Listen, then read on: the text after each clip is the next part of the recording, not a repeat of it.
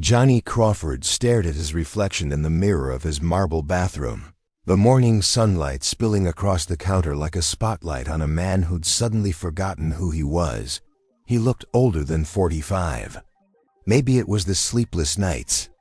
Maybe it was the silence that filled the house these days, louder than any argument. A decade ago, he'd built Crawford Estates from the ground up, a sprawling luxury real estate empire that stretched from California to Florida.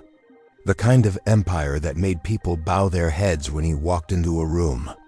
But lately, success had begun to feel like an empty mansion echoing with his own doubts. Because behind every perfect life, there's a secret you can't post online. And Johnny had just uncovered his. 2 nights earlier, he'd overheard a voice he knew too well, sweet, playful, a little breathy, whispering through the open speakerphone of Vanessa's cell phone. She'd been ordering sushi from the kitchen, her favorite late-night habit. But when the order ended, she hadn't hung up. Johnny had been in his study, door half open, when he heard it. "Baby, he's asleep," she said. A man's laugh came through. "You sure he's buying it?" "Johnny, please. He trusts me with his passwords, his bank accounts, his everything. Once the paperwork's done, we're gone. Napa to Milan, just like we planned." Her tone softened. "I can't wait to have you all to myself." Johnny's world collapsed in the space between those words. He remembered gripping the edge of his desk, his pulse hammering in his throat. The same desk where he'd signed her first modeling contract. The same house where he'd proposed under a chandelier of imported glass. And now, it all felt like glass too. Fragile, fake. For the next 48 hours, Johnny barely spoke. He watched her, every movement, every smile. The way she scrolled through her phone during dinner, how she avoided eye contact when he asked about her day. He'd built his empire by studying people, knowing when someone was lying, when a deal was too good to be true. But this was different. This was personal. And he couldn't just confront her. Words could be twisted, but behavior? That never lied. So Johnny did something insane, something only a man who'd lost faith in everything could do. He decided to fake his own paralysis. The idea came while staring at an old scar on his shoulder, a reminder of the car crash that killed his parents when he was 17. That accident had made him cautious. This one would make him invisible. He called Tom Reynolds, his driver, and the only man he trusted completely. "Tom," he said over the phone, voice low, "I need you to help me with something." "Extreme," Tom's silence stretched. "Then, if it's about Vanessa, say no more."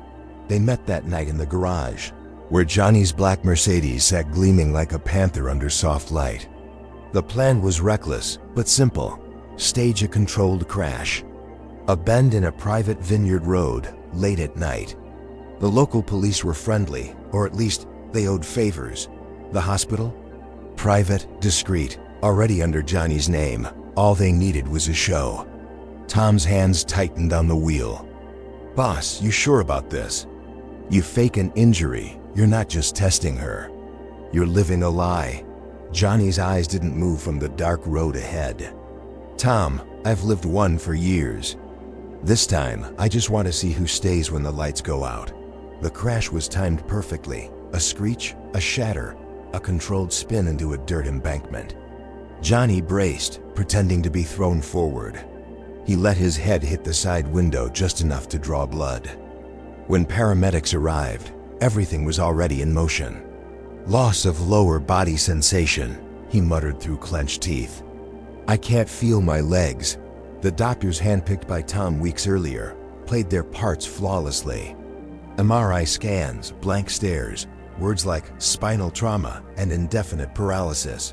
Johnny lay there listening, half ashamed of the deception, half desperate for the truth. Vanessa arrived 3 hours later, breathless, makeup smudged, but not from crying. "Oh my God, Johnny," she said, gripping his arm with perfectly manicured fingers. "What happened?" Her voice was pitched too high, too rehearsed. He searched her eyes for panic, grief, anything. Instead, he saw calculation, When the doctor explained his condition, Vanessa nodded politely, then asked how soon he could be discharged. "Maybe a week," the doctor said. She exhaled. "Good, we can manage that." That night, Johnny lay awake in his hospital bed, heart pounding as he watched her reflection in the window. She was texting, smiling. Then she turned away to make a call. "Yeah, it's fine," she whispered. "He's paralyzed, for real this time. Just a few more days and I'll get everything sorted." Johnny closed his eyes. It wasn't pain he felt, it was clarity. When he finally returned to his Napa estate, it was dusk. The vineyard stretched in neat golden rows under a fading sky, the kind of beauty that usually made him proud. But now, the silence of it felt heavy. Tom parked at the circular driveway, engine humming low. "You ready for this?" he asked. Johnny stared at the house. Not even close. The front door opened before they could ring. Maria Thompson, his housekeeper of 12 years, stood frozen. Her apron was still damp from washing dishes. When she saw the wheelchair, her hand flew to her mouth. "Mr. Crawford, oh my God, what happened?" Johnny's throat tightened. He wanted to tell her it wasn't real, that it was all a test, but he couldn't, not yet. He only nodded, forcing his voice to tremble. "It's bad, Maria, real bad." Tears filled her eyes before he finished the sentence. She ran forward, kneeling beside him, her hands trembling on the metal frame of his chair. "You're alive. Thank God you're alive." Her sincerity hit him harder than the crash. Behind them, Vanessa stood on the porch, arms crossed, sunglasses still on though the sun was gone. "Maria, could you not make a scene?" she said sharply. "He's exhausted." Maria rose slowly, embarrassed. "Of course, Miss Lee, I'm sorry." Johnny said nothing. But inside, something cracked, a quiet sound like the first fracture in glass. That night, the mansion felt like a stranger's house. Vanessa busied herself on her laptop, claiming she was scheduling therapists and renovations to adapt the property. She never once looked him in the eye. Meanwhile, Maria moved through the house like a ghost of compassion, lowering shelves, rearranging furniture, placing water bottles by his bedside. Every time Johnny thanked her, she just smiled softly. It's what anyone would do, but he knew better. Not anyone would. At midnight, he found himself alone in the living room, staring out through the tall windows toward the vineyard. His reflection looked smaller in the glass now, a man trapped between lies, playing a role he never wanted. Then, a sound behind him, soft footsteps. Maria entered quietly, holding a folded blanket. "You shouldn't be up so late," she said, voice gentle. "I couldn't sleep."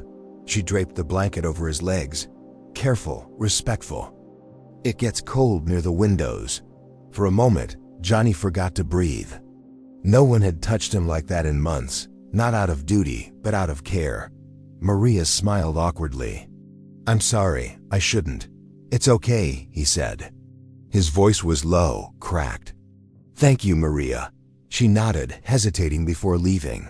When she disappeared down the hallway, Johnny felt something strange rise in his chest. Guilt, gratitude, maybe both. The following morning, Vanessa posted a photo on Instagram. It was a filtered shot of her holding Johnny's hand in the hospital bed. Captioned, "Love means staying strong when life tests you. #faith # together." The comments poured in. "You're so brave, girl. Praying for you both. Stay strong, queen." Johnny scrolled through them silently, his jaw tightening. She'd turned his fake tragedy into a publicity boost. Tom called later that afternoon. "Boss, we're wired and rolling. Cameras are up. Foyer, living room, study. Hidden in the vents. You'll see everything." "Good," Johnny replied. "Let's see who Vanessa really is when no one's watching." Days passed. The test began. Vanessa's sweetness lasted barely 72 hours. By the end of the week, she was spending nights out, claiming business events for her brand deals. She came home late smelling of champagne and foreign cologne.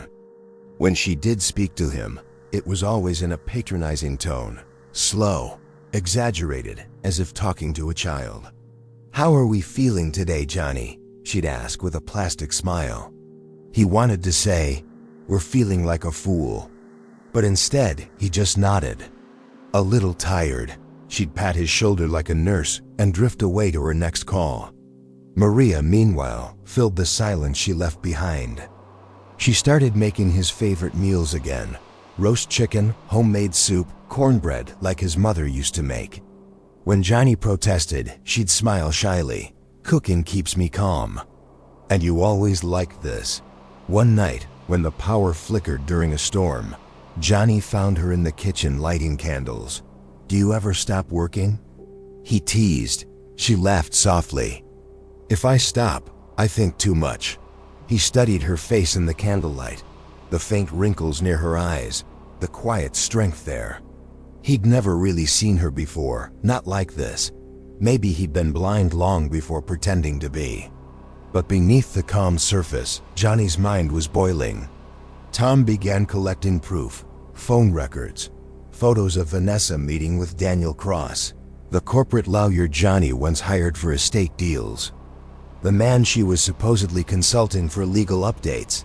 When Tom showed him the first photo, Vanessa laughing in Daniel's car, hand on his arm, Johnny felt a sharp, cold anger, like ice splintering inside him. "She didn't even wait a week," Tom said quietly. Johnny nodded. "Good. The sooner she shows her hand, the sooner we end this." Still, that night, he couldn't eat. Couldn't think. He just stared at the ceiling while the rain tapped the windows, replaying every lie she'd ever told him. He'd built his empire by predicting market crashes. But he'd never seen this one coming: the collapse of his own heart. The next morning, as sunlight returned over the valley, Johnny sat on the veranda pretending to read the newspaper. Vanessa's laughter echoed from inside the house, light, charming, but hollow. He turned a page just as Maria stepped outside with a cup of coffee. "I made it just how you like it," she said. He smiled faintly. "How do you even know that?"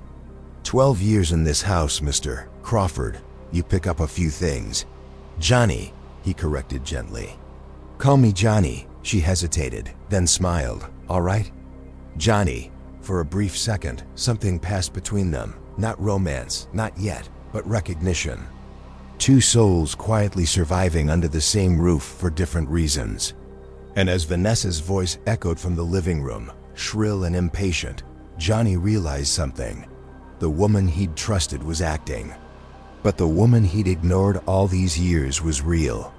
He wheeled himself closer to the window, watching the reflection of Vanessa pacing with her phone. She was talking fast, whispering, gesturing like a thief counting stolen money. And Johnny, sitting in silence, whispered to himself, "This is just the beginning." The Napa Valley sun had barely risen when the Crawford mansion began to feel like a stranger's house. For the first few days after Johnny's accident, there had been flowers, texts from distant relatives, polite visits from neighbors who came more out of curiosity than compassion.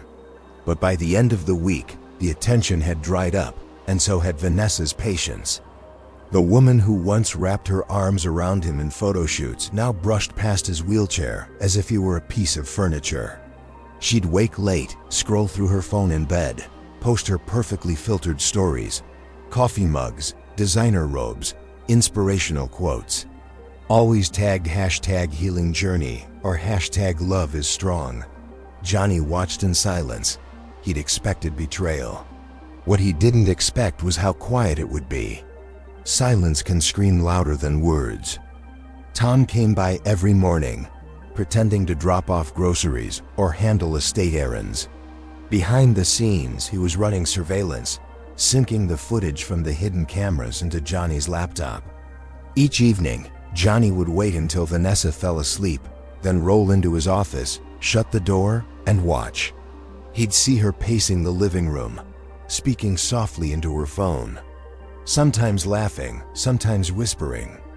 Once, he saw her hold the screen to her lips and kiss it. "Daniel," Johnny muttered, tightening his fists. Tom's voice echoed in his head. "You really want to see everything, boss? Some things, once you see them, you can't unsee." Johnny had nodded then, but he was starting to understand what Tom meant. Each clip, each smirk, each lie, it chipped away at him until he couldn't tell what hurt more, the betrayal itself, or the realization that he'd loved a woman who never existed. Maria was the only one keeping the house from collapsing into emotional rot. She spoke gently, never pried, never asked about the accident. She treated Johnny like the man he was, not the broken shell Vanessa pretended he'd become. She'd open the windows in the morning and hum old country tunes while the breeze carried in the scent of lavender from the fields. For a few moments, it almost felt like peace. One afternoon, Johnny watched her from the veranda as she hung laundry in the backyard. The sunlight caught in her hair. There was something calming about the way she moved, unhurried, grounded. She was the opposite of Vanessa in every possible way. When she noticed him watching, she smiled shyly. "You're supposed to be resting. I'm supervising," he joked. "You never stop working, Mr. Crawford." "Johnny," he corrected again, softly. She hesitated. "Johnny," he smiled. "That's better." Inside, the temperature seemed to drop each day. Vanessa's laughter was rare now, replaced by sighs and snide remarks. The way she spoke to Maria turned cold, too. She'd criticize the smallest things, a fingerprint on a glass, a folded towel that wasn't aligned perfectly. "Maria," she snapped one evening, "the floors are streaked again. Can't you do anything, right?" Maria bowed her head, whispering an apology. From across the room, Johnny watched silently, his knuckles whitening on the armrest of his wheelchair. When Vanessa left the room, he said quietly, "You don't have to let her talk to you like that." Maria forced a smile. "It's all right, she's just under stress." "No," he said. "That's not stress. That's who she really is." Maria looked at him for a long second, as if wanting to say something, then stopped. She turned away, wiping her hands on her apron. "I'll bring your tea." That night, Johnny dreamed of the vineyard outside burning to ash. He woke to the sound of Vanessa arguing on the phone. "I told you, I can't keep pretending forever," she hissed. "The doctor says he might never walk again. I'm stuck here babysitting." Johnny froze. Her voice dropped lower, crueler.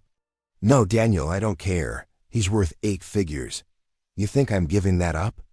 Just be patient. He'll sign the papers soon." Then she laughed, a sound that once made him fall in love. Now it made his stomach turn. When she finally hung up, he pretended to sleep. Vanessa slipped into bed beside him, scrolling through her phone under the sheets, her face lit by blue light. Johnny lay still, his pulse thudding in his ears. In that moment, the lie between them became thicker than the blanket they shared. The next morning, Maria found him sitting alone in the library, staring at an old photograph of his parents. "You okay?" she asked softly. He nodded, but his eyes stayed on the frame. They used to say love was simple. 2 people, 1 promise. "I used to believe that." Maria smiled sadly. "Love's never simple, Johnny. It's just quiet. You don't notice it until it's gone." Her words lingered. They came from somewhere deeper, a pain of her own she rarely showed. Johnny turned to her. "Were you ever married?" She hesitated. "Yes, he passed away 7 years ago. Heart attack. Left me with bills and a 16-year-old boy who thought anger could fill the whole grief left behind." Johnny's chest tightened. "I'm sorry, don't be. Grief teaches you what really matters." "What's that?" "Who stays when you have nothing to give?" Johnny swallowed hard. "And who stayed for you?" Maria looked out the window. "No one. That's why I stayed for others." The room went quiet, filled only by the ticking of the clock. Johnny realized she wasn't just talking about her life. She was talking about his too. That evening, Vanessa came home late again, her heels clicking across the marble floor. Johnny was waiting in the living room, the TV flickering low. "You're late," he said, voice calm. She rolled her eyes. "I had a dinner meeting." "Business dinner? Does it matter?" "It does when you come home smelling like someone else's cologne." Her jaw tightened. "Maybe that's the nurse's perfume." "There is no nurse, Vanessa." She glared at him, caught off guard by the firmness in his tone. Then, without missing a beat, she forced a laugh. "You're delusional. You should rest." She turned and walked upstairs, her perfume lingering behind, sweet, artificial, like everything about her. Johnny stared at the stairs long after she was gone. 2 days later, Tom arrived with new intel. He waited until Maria left the room, then opened a manila envelope on the table. Inside, printed screenshots, photos, receipts. Johnny's heart sank with each one. Vanessa's credit card statements, hotel bookings under Daniel's name, jewelry purchases, wire transfers to an unknown account. "She's getting ready to run," Tom said. Johnny looked at the photos of Vanessa smiling in Daniel's arms, their hands entwined across a restaurant table. For a moment, he couldn't breathe. "She used to hold my hand like that," he whispered. Tom nodded. "You still want to keep pretending you're paralyzed?" Johnny's jaw tightened. "Yes, let her think I'm weak. The truth will hit harder when she realizes I was watching all along." Tom smirked. "You always were a strategist, boss." "No," Johnny said quietly. "I'm just a man who finally stopped believing in fairy tales." Maria noticed the change in him that week. He spoke less, slept less, spent hours staring out at the vineyard without saying a word. One afternoon, she approached him on the patio. "You've barely eaten." "I'm fine. You're not." He turned his chair toward her. "Maria, can I ask you something personal?" "Of course." He hesitated. "If you found out someone you cared about was lying to you, what would you do?" She took a deep breath. "Depends on the lie. It's about love." Her eyes softened. "Then I'd stop asking why they lied and start asking what I was pretending not to see." Johnny stared at her. She always had a way of cutting through him without meaning to. Before he could answer, Vanessa's voice echoed from inside. "Maria, where's my charger?" Maria sighed. "Some people can't stand silence." Johnny watched her walk away, a quiet grace in every step, and realized she wasn't just keeping the house alive. She was keeping him alive. That night, the storm returned. Rain lashed the windows, wind howled through the trees. Johnny sat by the fire while Vanessa argued on the phone again. Through the crack in the door, he heard, "I told you, Daniel, he's signing soon. Stop pushing. You'll get your cut." Then laughter. "Of course I love you. You think I'd go through this nightmare for free?" Johnny closed his eyes. The words burned. In the next room, Maria appeared silently, holding a towel. "The leak in the hallway again," she murmured, unaware of what he'd just heard. He forced a smile. "You never stop saving this house," she chuckled softly. "Someone has to. Everything's falling apart." He looked at her then, really looked. Maybe she wasn't talking about the ceiling. Later that night, long after Vanessa had gone upstairs, Maria returned to cover Johnny with a blanket. He was half asleep, the glow of the fire painting his face in soft orange. When she leaned over to adjust the fabric, he opened his eyes. "You don't have to take care of me like this," he murmured. "Yes, I do," she said simply. "Because no one else will." He looked up at her, his voice barely a whisper. "What if I told you I wasn't as helpless as I look?" She blinked, confused. "I'd say I already knew that." He smiled faintly. "How?" "Because you still look people in the eye, Johnny. Broken men don't do that." And for the first time in weeks, he laughed quietly, bitterly, but real. Maria smiled. "Good night, Johnny." As she walked away, he whispered to himself, "Good night, Maria." The next morning, he woke to the sound of Vanessa humming. She was dressed impeccably, as if heading to a photo shoot. "Where are you going?" he asked. "Spa day," she said. "You'll be fine." "Maria's here." He almost laughed. "Of course." When the door closed behind her, the house exhaled. Maria entered moments later, carrying a tray with breakfast. "She left already?" He nodded. "And suddenly, the air feels cleaner," Maria grinned. "It's amazing what peace smells like." They shared a quiet laugh. For the first time, the mansion felt alive again, not from luxury, but from presence. Johnny looked at her across the table. "Maria, thank you for staying." She met his gaze. Someone has to.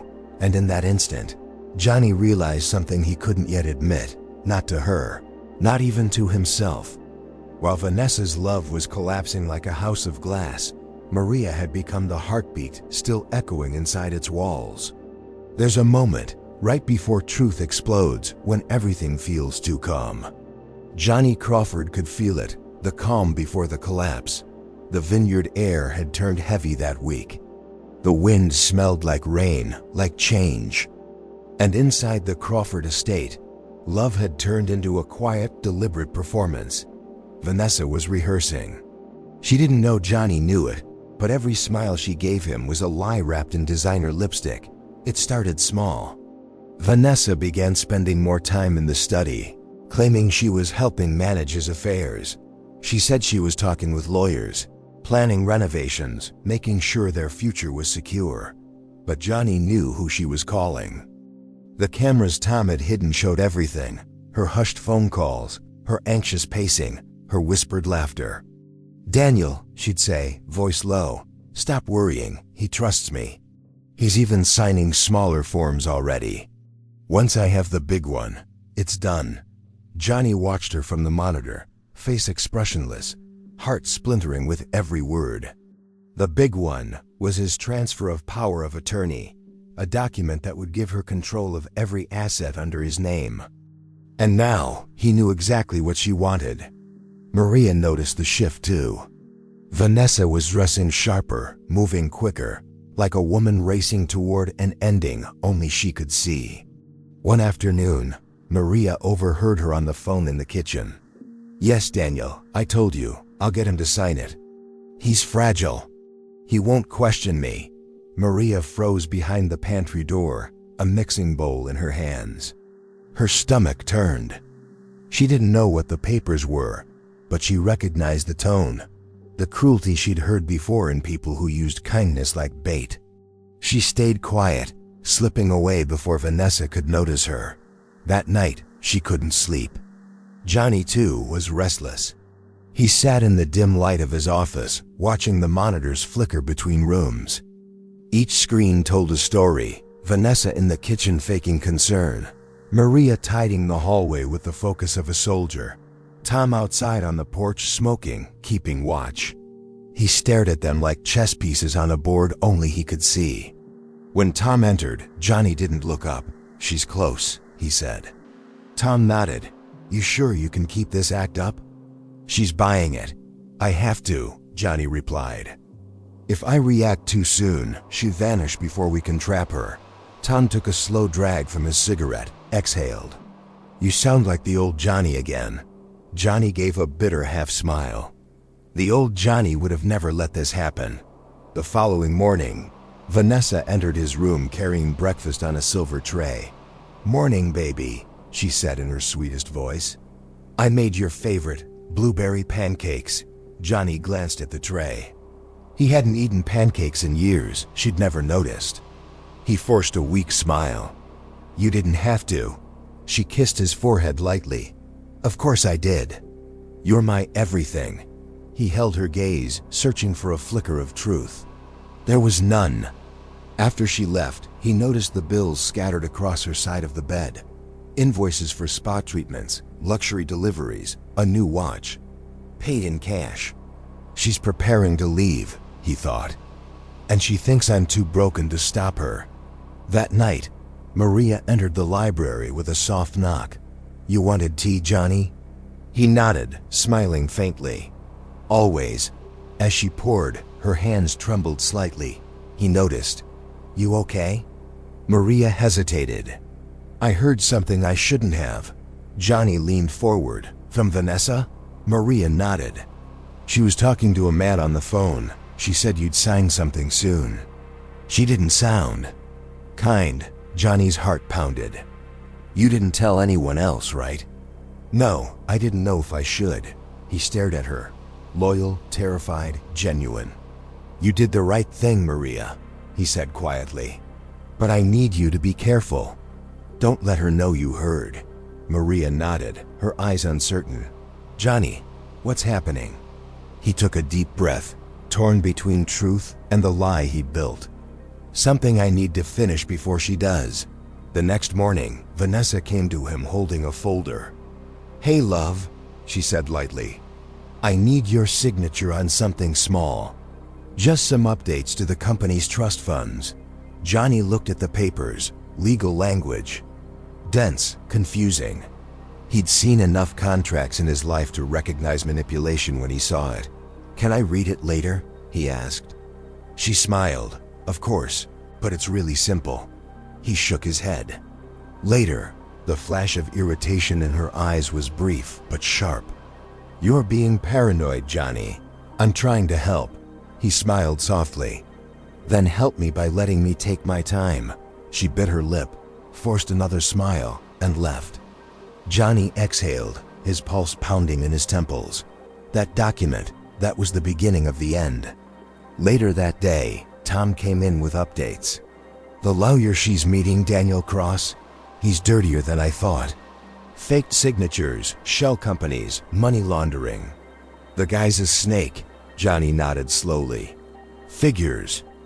People like him don't survive unless they find someone greedy enough to feed off. Tom leaned in. What's your move, boss? Johnny's eyes hardened. We let her hang herself with her own rope. But first, I need proof she's tightening the noose. Tom smirked. That's poetic, in a messed up way. That evening, Johnny found Maria cleaning the hallway outside his office. Maria, he said, take a day off tomorrow. She blinked. Why? You've been working nonstop. She smiled softly. I wouldn't know what to do with a day off. Johnny studied her face, the gentle tiredness in her eyes, the kindness that never asked for anything back. You deserve one, he said quietly. She looked down, flustered. I'll think about it. When she turned away, he whispered, You're the only one in this house who still feels real. She didn't hear him, or maybe she pretended not to. That night, Vanessa returned late again. Johnny was in bed pretending to be asleep when he felt her sit beside him. She brushed her fingers through his hair in a slow, performative gesture. You're so strong, she whispered. Stronger than I thought. He wanted to laugh, but stayed still. Then, she reached for her phone and began recording herself, whispering into the camera. Love is about sacrifice. Tonight, I'm staying with him, no matter how hard it gets.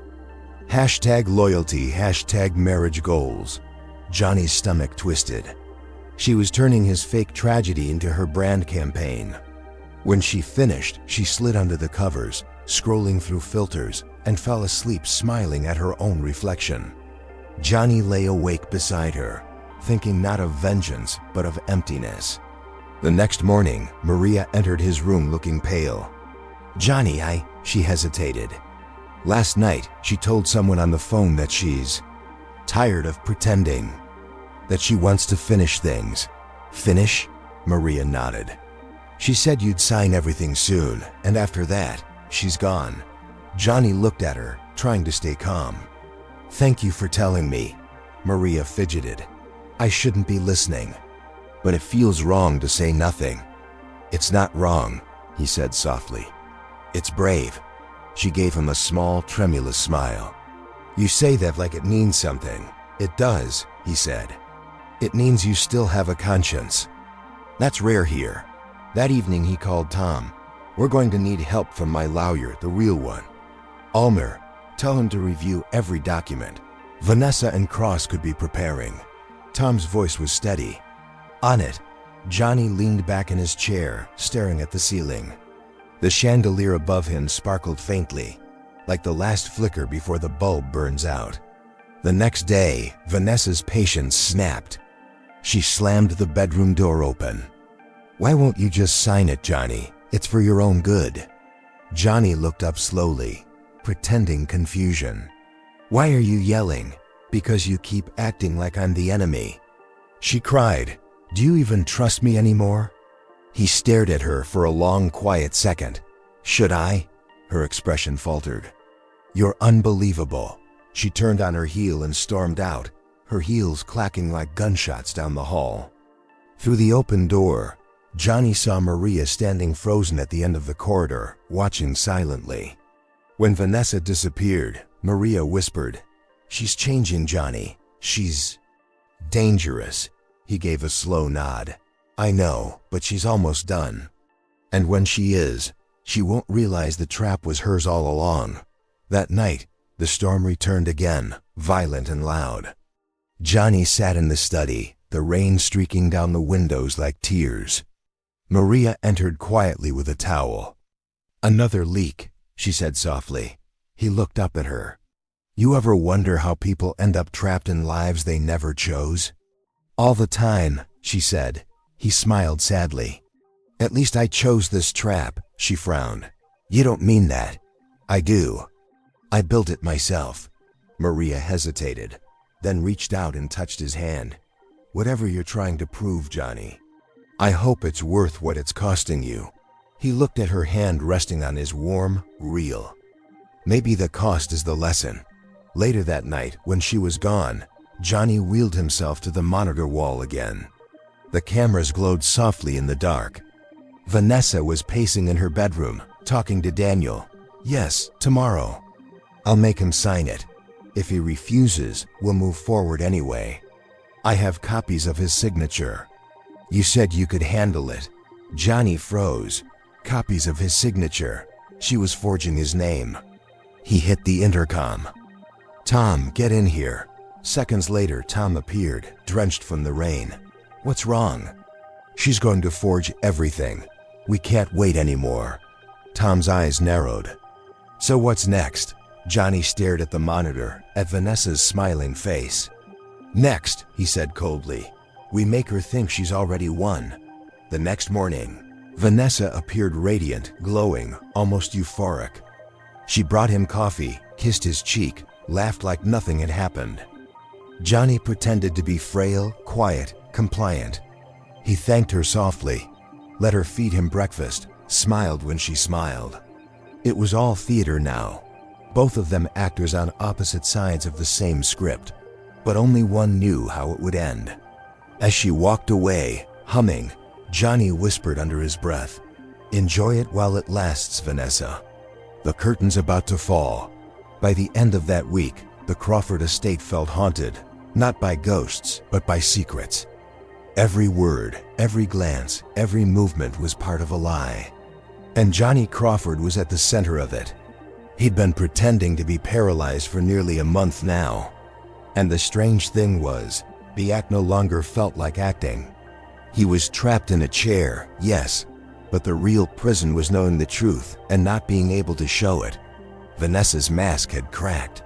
She no longer tried to play the devoted fiancée. Instead, she was impatient, calculating, cruel in small, quiet ways. And every night, Maria's warmth was the only thing standing between that cruelty and despair. It happened on a Thursday. The morning began with gray skies and wind over the vineyard. A storm brewing again, as if the weather itself refused to stay calm around this house. Maria had come into the study to dust the shelves when she noticed a folder on the floor, one that had fallen behind Johnny's desk. She bent down to pick it up, opened it slightly, and froze. Inside were photos. Dozens of them. Vanessa, Daniel, the two together at restaurants and parking lots outside hotels. Each image time-stamped, printed, undeniable. Her heart pounded. "Oh my God." Then a voice behind her. Quiet, steady. "Now you see what I've been seeing." She turned, startled. Johnny sat in his wheelchair by the window, watching her. For a long moment, neither of them spoke. The air was thick with unspoken truth. "You knew?" She whispered. "I've known for weeks," Johnny said. "Longer, maybe." "I heard them. I saw them. Maria's eyes filled with shock and something else, pity. Then why not just leave her? He gave a small, bitter smile. Because walking away would teach her nothing. She'd walk right into her next victim and keep feeding on trust like it's endless. Maria shook her head. So you decided to pretend? Yes. To fake an accident? To live like this? Johnny looked away. To find out if she ever loved me, even a little. Turns out she didn't. But I found out something better. Her voice softened. What's that? He turned to her, eyes glistening. That love can still exist in this house. Just not where I expected it. Maria looked down, embarrassed by the weight of his gaze. Johnny. He wheeled closer, his voice low. You've been the only honest soul under this roof. The only one who stayed without wanting anything. She swallowed hard. I'm just doing my job. No, he said gently. You're doing what good people do, something money can't buy. For a moment, silence filled the room. The kind of silence that says more than words ever could. Then she took a deep breath. What will you do now? He leaned back. End it, but carefully. I can't just accuse her. She twisted. I need her to expose herself. Maria frowned. How? A slow, dangerous smile crossed his face. By letting her think she's already won. That evening, he called Tom to the study. Maria stayed at Johnny's request. Tom spread a folder across the desk. Documents, screenshots, bank statements. Everything we need, he said. Transfers to offshore accounts, signed by Cross. The FBILL love this. Maria's eyes widened. The FBI? Johnny nodded. Daniel's laundering money through shell companies. Vanessa's name is all over them. They think they're untouchable, Tom grinned. Not for long. Johnny turned to Maria. I need your help. Tomorrow, Vanessa's going to bring me those final papers. The ones she wants me to sign. I'm going to act weak, confused, willing. She'll think I gave up. Maria frowned. And what do you want me to do? When she leaves the room, you take those papers to Tom. He'll scan and send them to my real lawyer.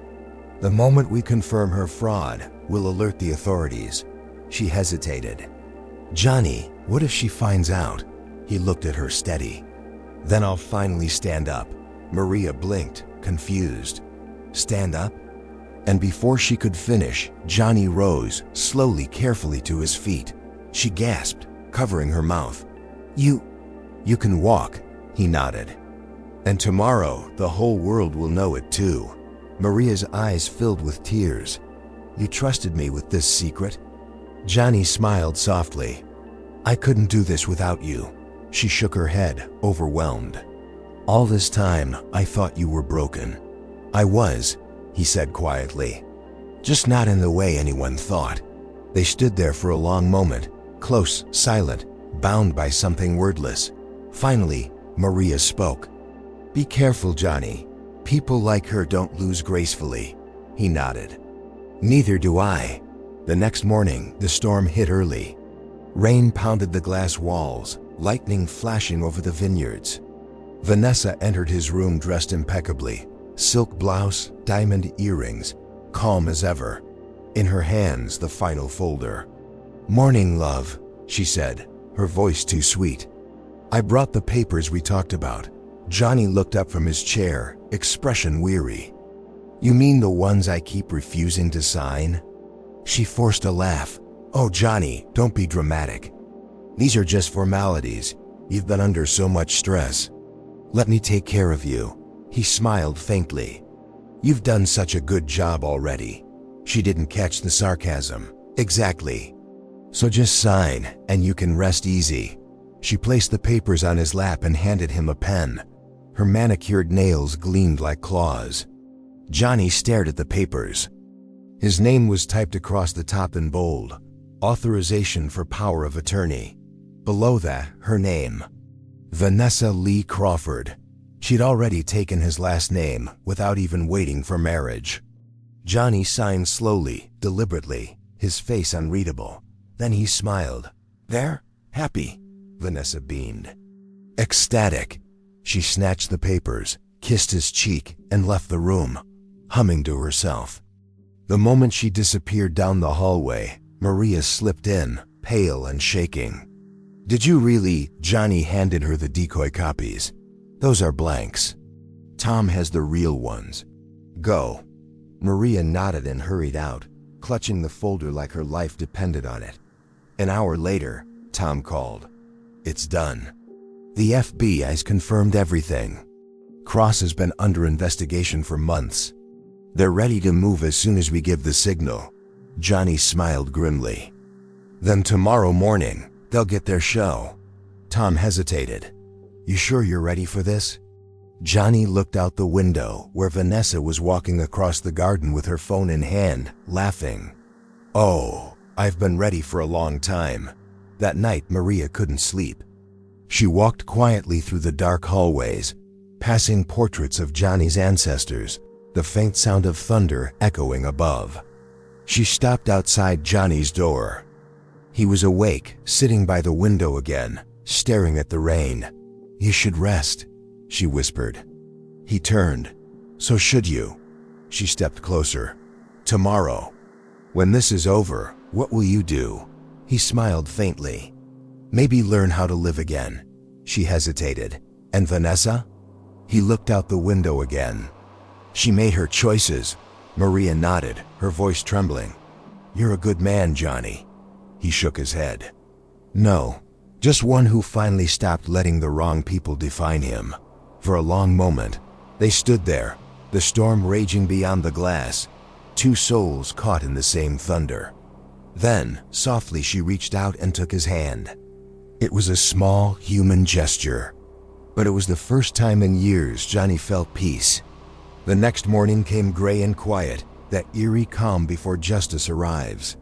Vanessa was up early, dressed for victory.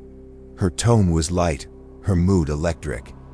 She'd already called Daniel twice before breakfast. "Today's the day, baby," she whispered into her phone. "I've got it," he signed. "You handle the transfer, and tonight we disappear. Milan, just like we planned." Johnny sat in the next room, pretending not to hear. When she hung up, she turned to him, feigning tenderness. "You're awfully quiet this morning," he smiled faintly. "Just thinking about how much can change in one day." She tilted her head. "You sound almost philosophical." "Maybe I'm just tired of pretending," he said. Before she could reply, the sound of engines cut through the morning. 3 black SUVs pulling into the driveway.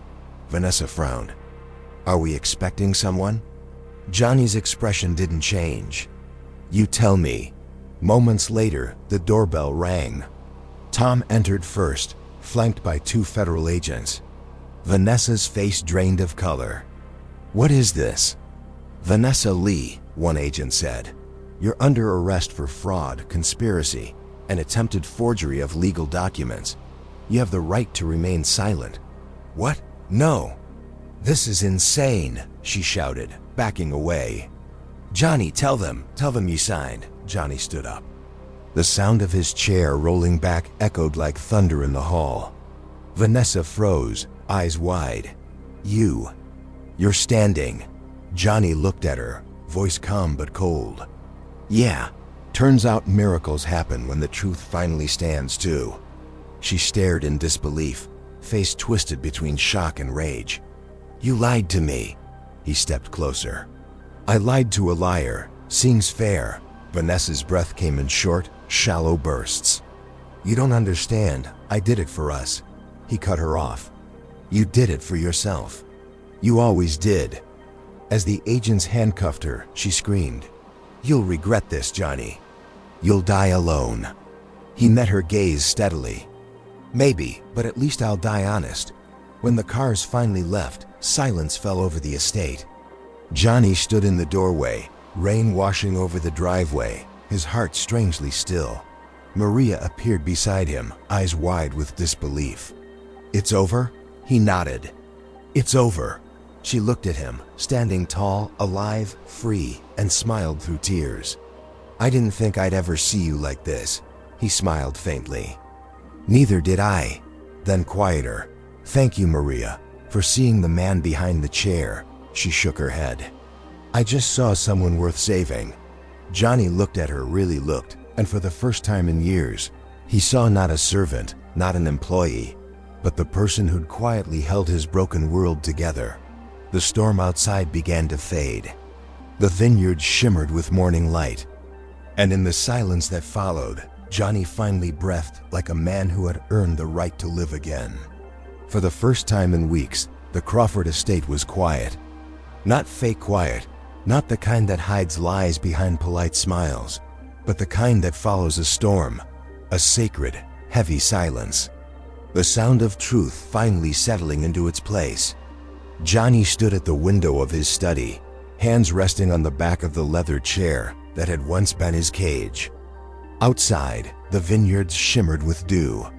Rows of green stretched toward the hills, endless and calm, as if the earth itself had been holding its breath until now. Vanessa was gone.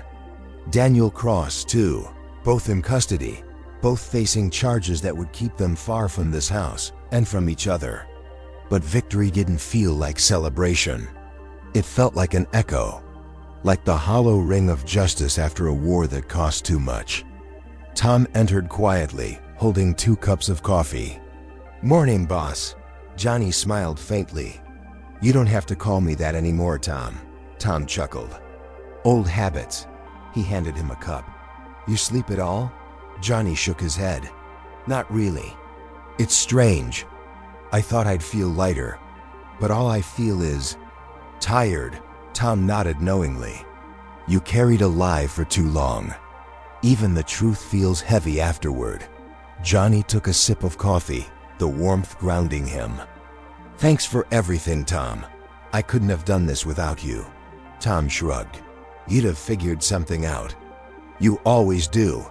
Then more softly, "You ever think about what's next?" Johnny looked out the window again. "Maybe stop pretending I know what's next, for once." Tom smiled. "That's a start." He left quietly, leaving Johnny alone with his thoughts. Later that morning, Maria came in to bring breakfast. She hesitated at the door, almost unsure whether she still belonged in the same room as him now that the truth was out. Johnny noticed. "You can come in, Maria. The house doesn't bite." She smiled shyly, stepping inside. "It just feels different now." "It is," he admitted. "Everything's different." She placed the tray on his desk, scrambled eggs, toast, orange juice, simple but warm. He smiled faintly. "You always know what I need, don't you?" She laughed softly. "I've had practice." For a moment, silence filled the space again, not awkward, but peaceful. Then Johnny said quietly, "I've been thinking about what you told me before. About who stays when there's nothing left to give." Maria looked at him, curious. "And what did you decide?" He met her eyes. "That you were right. I spent half my life giving to people who only took. And when I had nothing left, you were still here." She blushed slightly, looking down. "You would have done the same." Johnny smiled sadly. "I'm not so sure I would have. Not before all this." Outside, the sound of birds returned to the vineyard. Johnny found himself drawn out to the patio, his first time walking there without pretense. He stood by the railing, breathing in the scent of wet soil and sunlight, the smell of life continuing. Maria followed behind, carrying a folded blanket. "It's chilly," she said softly. He looked at her, the wind catching strands of her hair. "Do you ever wonder," he asked, "why people like us, the ones who get broken, still try again?" She smiled faintly. "Because not trying hurts worse." Johnny nodded slowly. "You really do have a way with words." "It's called surviving," she said. They stood together in silence, watching the horizon. The next few days passed quietly. Reporters called, but Johnny ignored them. He issued one public statement through his attorney. The truth is its own reward. No interviews. No press. No spectacle. The tabloids wanted a scandal. Johnny wanted peace. Instead of boardrooms and phone calls, He spent his mornings walking through the vineyard with Tom, checking vines, breathing again. Maria kept the house running. Lighter now, brighter, almost alive again. She laughed more. Sometimes, Johnny caught himself watching her, realizing how beautiful kindness looked when it wasn't hidden behind obligation. One evening, after dinner, Johnny found her in the garden, watering the small patch of roses near the side terrace.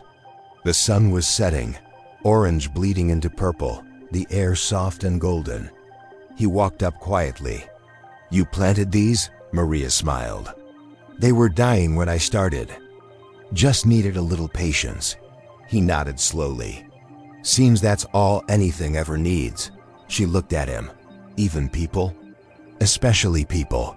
For a long moment, they just stood there, the air between them humming with something tender, something unspoken. Johnny finally said, "When I was pretending I couldn't walk, I thought I was testing Vanessa. But really, I was testing the world. I wanted to see if love still existed anywhere." Maria tilted her head. "And did you find it?" He smiled softly. "Yes, but not where I expected." Her breath caught slightly. "Johnny." He stepped closer. "You showed me what love looks like when it's not loud, or perfect, or convenient. It's in the small things. The quiet things." She swallowed hard, eyes glistening. "I didn't do anything special." He shook his head. "You stayed. That's the most special thing anyone can do." The following morning, Johnny called Tom and Maria to the study. "I've made a decision," he said. Tom raised an eyebrow. "Should I brace myself?" Johnny chuckled softly. "Nothing crazy this time. I'm stepping down from Crawford Estates. Selling most of my holdings. The company's been my whole life, but it's time to live something that feels real." Tom frowned. "You sure? You built that empire." Johnny nodded. "And it nearly destroyed me. I want to build something different now." Maria asked gently, "What will you do?" He smiled. "I don't know. Maybe start a foundation. Maybe rebuild the vineyard. Maybe just breathe." Tom grinned. "About time." Johnny turned to Maria. "And the house, it's yours." She froze. "What?" "I'm signing over the deed. You've lived here longer than anyone. You made it a home again. It belongs to you now." Tears welled in her eyes. "Johnny, I can't accept that." He smiled softly. "You already did. Every day you kept it alive while I hid from the world." Maria shook her head, overwhelmed. "You're giving away everything." Johnny looked out the window. "No, I'm finally keeping something that matters, peace."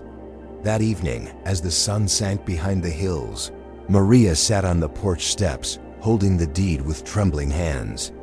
Johnny joined her, 2 cups of tea in his hands. She looked at him, her voice barely a whisper. "I don't know how to thank you," he smiled. "You already did.